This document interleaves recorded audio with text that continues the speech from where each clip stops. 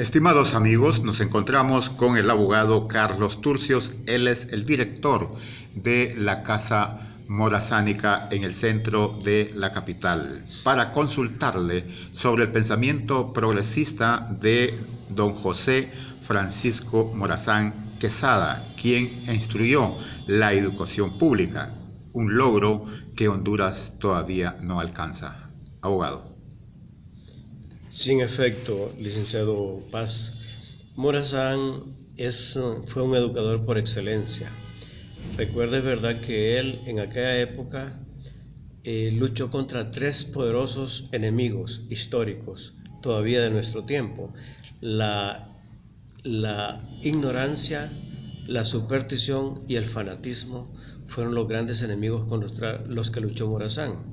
Y sobre todo la ignorancia, la superstición y el fanatismo fueron utilizados por un ente poderoso que fue la Iglesia. Recuerden que al separar la Iglesia del Estado y volver la educación laica, eso le generó grandes problemas al presidente centroamericano, general Francisco Morazán. En aquella época, recuerde, verdad, que las instituciones educativas estaban controladas por el clero, por los seculares, y era prohibido, por ejemplo, a las mujeres ir a la escuela. Las mujeres solo tenían dos espacios donde manejarse: la cocina de sus hogares y la iglesia. La misma iglesia les prohibía ir a la escuela porque se llenaban de pecado, aprendiendo cosas oprobiosas de los herejes enciclopedistas franceses, decían ellos. Y hubo alguien que desafió a esta iglesia, y fue primeramente el mismo sacerdote Fray Antonio Lendo y Goicoechea, quien comenzó a hablarle a sus alumnos de las formidables ideas de la Ilustración francesa, y eso lo pagó muy caro porque fue expulsado de la Universidad de San Carlos por la poderosa familia Aycinena. En ese orden, los discípulos de León de Goicoechea, que eran el sabio José del Valle, Dionisio Herrera, Pedro Molina, Mariano Gálvez, José Francisco Barrundia, entre otros, fueron los prohombres del proceso de independencia de Centroamérica. Y es así como después de la independencia de Centroamérica se da algo muy importante en la historia de Centroamérica, y es la elección de José del Valle como presidente de la República Federal. Él ganó por los votos de los centroamericanos, pero el Congreso Federal le hizo un fraude espantoso, le quitó la presidencia a él y se la dio a Manuel José Arce. Es el primer fraude electoral registrado en Centroamérica. Después vendrían otros que usted ya sabe.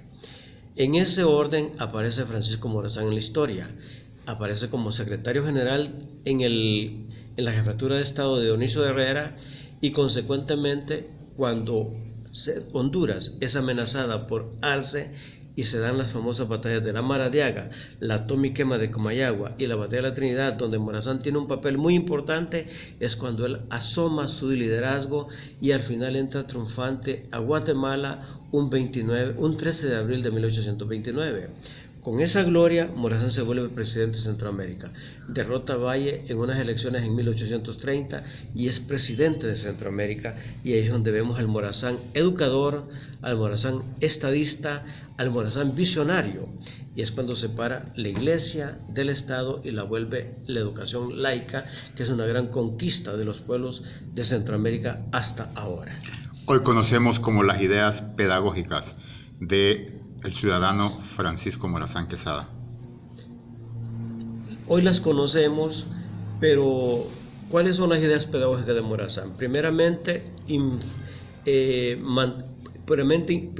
inspiradas en la ilustración de los enciclopedistas franceses. Luego recuerde que él se vuelve un autodidacta, a pesar de que Morazán en su infancia y su juventud no tuvo una educación formal, porque en Tegucigalpa no habían centros educativos por la crisis económica de Centroamérica. Recuerde que los españoles solo establecieron dos universidades en Centroamérica: la Universidad de San Carlos en 1676 y la Universidad de León en Nicaragua en 1811. En Honduras vino ya tarde, hasta 1847, bajo el proyecto de Juan Lindo y el presbítero José Tina Reyes. Sin embargo, aunque Morazán no tuvo una educación formal, se vuelve un autodidacta, se fortalece con las primeras ideas de John Locke, de Thomas Hobbes, de Montesquieu, de Diderot, de Voltaire, de Juan Jacobo Rousseau y por supuesto los tratados filosóficos de Aristóteles y los grandes filósofos de todos los tiempos. Esas ideas lo fortalecen y en 1832 él escribe un libro, un documento formidable, que es la réplica al Padre Reyes, donde se ve la gran producción literaria que él había consumido. Esas ideas las plasma y al final, imagínense que surge un proyecto hermoso.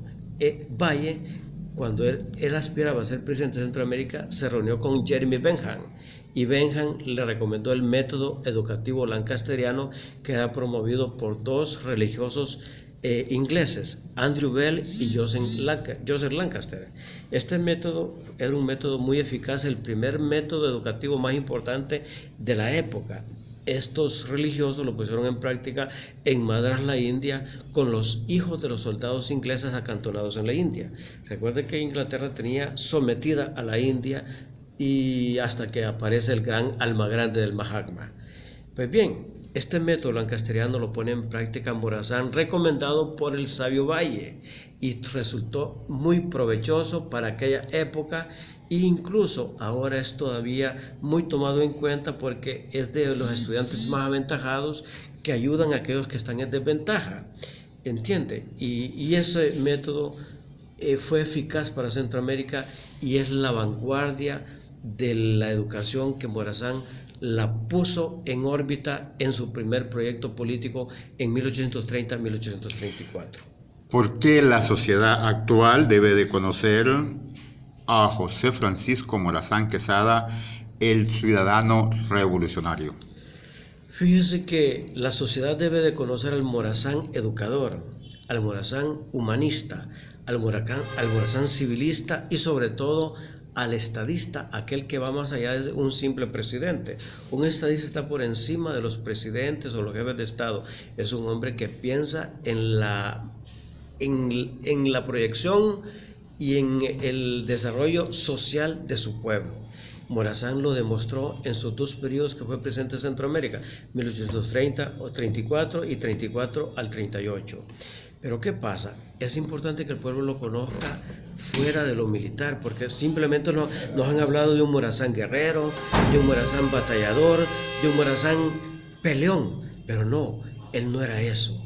La historia se ha equivocado en ese aspecto. Morazán era un pacificador, un humanista, un civilista y un visionario, y antes de llegar a la guerra agotaba las instancias del diálogo, y prueba de ello son las diferentes capitulaciones que libró, como la de San Antonio, la de San Antonio en Guatemala, en Salvador, la de entrada triunfal que tuvo en Guatemala en abril de 1829, la capitulación que hubo con los holanchanos en 1830 y sobre todo la capitulación con San Antonio para evitar un derramamiento terrible, y la última, la del pacto de Jocote que hizo con Villaseñor para evitar un derramamiento de sangre y entrar triunfante en Costa Rica en abril de 1842. Eso nos demuestra el Morazán humanista, pacificador y visionario, lejos del militar que nos han vendido durante todos los tiempos, y ese es el Morazán que deben de conocer los hondureños para que nos sintamos orgullosos de ese orgullo centroamericano, orgullosamente hondureño. Abogado Turcios, ¿nos puede platicar un poco de las instituciones que generó Morazán para fortalecer la república que él tanto hablaba de Centroamérica? Sí, lo primero, licenciado, es que él estableció la primera institución, separar a la iglesia del Estado. En el pasado la iglesia estaba controlando la dirección estatal y la educación era controlada por la iglesia. Al separar la iglesia del Estado, Morazán estaba convirtiendo la educación en laica y popular, lejos de las motivaciones seculares de estos instrumentos de la corona española que estaban en Centroamérica para cumplir los objetivos de Fernando VII, el malvado, el terrible rey de España, que fue controlado por Napoleón Bonaparte en el año de 1808 y que eso permitió los gritos de libertad en toda América Latina encabezados por Bolívar, los sacerdotes mexicanos y los prohombres de Allende Goicoechea en Centroamérica. Pero bien, otra gran conquista de Morazán es el habeas corpus, esa gran exhibición personal que permitía las libertades públicas a los hombres, la libertad de imprenta, creo él, la libertad de culto, el matrimonio y el divorcio. Fueron conquistas de Morazán, pero lo más importante es un gran proceso de reforma integral, el primero en el orden en Latinoamérica. Recuerden que las mejores tierras y las propiedades estaban en poder de la iglesia. Al llegar Morazán al poder, le quitó estas tierras ociosas a los sacerdotes y las dio a la gran población indígena que estaba en el fondo del horizonte centroamericano marginada. Con la llegada de Morazán al poder, ellos asumen un liderato y gozaron de buenas tierras. Eso no se lo perdonó la iglesia a Morazán y conspiró contra él hasta que lo mataron junto a Chafil, Francisco Ferrera y Rafael Carrera en Guatemala, confabulados con esa terrible familia que tanto daño le ha hecho a Centroamérica como a la familia Aycinena, la noble familia fundada por Juan Fermín Aycinena Irigoyen en 1765. Concluimos, abogado Turcios, y le agradecemos por el tiempo. Ya se puede decir, en el bicentenario de la independencia, una gran aspiración de don Francisco Morazán que aún no se alcanza, en particular para Honduras. Sí, en efecto, licenciado. Es algo paradójico porque imagínense que la independencia de Centroamérica se gestó sin gastar un tiro. Mientras todos los demás pueblos de América Latina lucharon duramente por su independencia, en Centroamérica fue producto de un acuerdo de voluntades entre Gabino Gainza y alguna gente dirigida por el sabio Valle. Entonces, claro, como no costó nada, lo que poco cuesta, poco se aprecia. A los 4 meses de independizarse Centroamérica de España, nos estamos adhiriendo al efímero imperio de Agustín de Iturbide en México. Ese remedo de imperio encabezado por ese emperador mexicano Agustín de Iturbide. Pero la verdadera independencia de Centroamérica se da un 1 de julio de 1823, cuando nos separamos definitivamente de México y de España. Y luego, pues, hay que reconocer una cosa, licenciado. Morazán no tuvo mucha participación en el proceso de en la independencia, pero como la independencia es un proceso que construye todos los días, él lo que hizo fue fortalecer la independencia centroamericana a través de sus valiosas ejecutorias. Pero paradójicamente fue asesinado precisamente 21 años después de la independencia de Centroamérica, un 15 de septiembre de 1842. Con la muerte de Morazán, muere la verdadera independencia centroamericana, la que debemos de seguir construyendo los morazanistas para hacer realidad el ideal de Morazán. Todavía estamos a tiempo, nadie llega a la gloria si antes no ha soñado con ella. Soñemos, pero despertemos y construyamos esos sueños de nuestros héroes y próceres. Muchas gracias.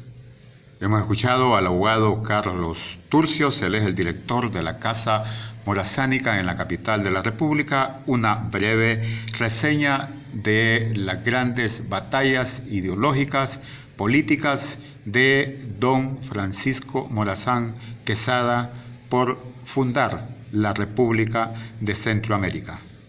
Muchas gracias. A usted, licenciado.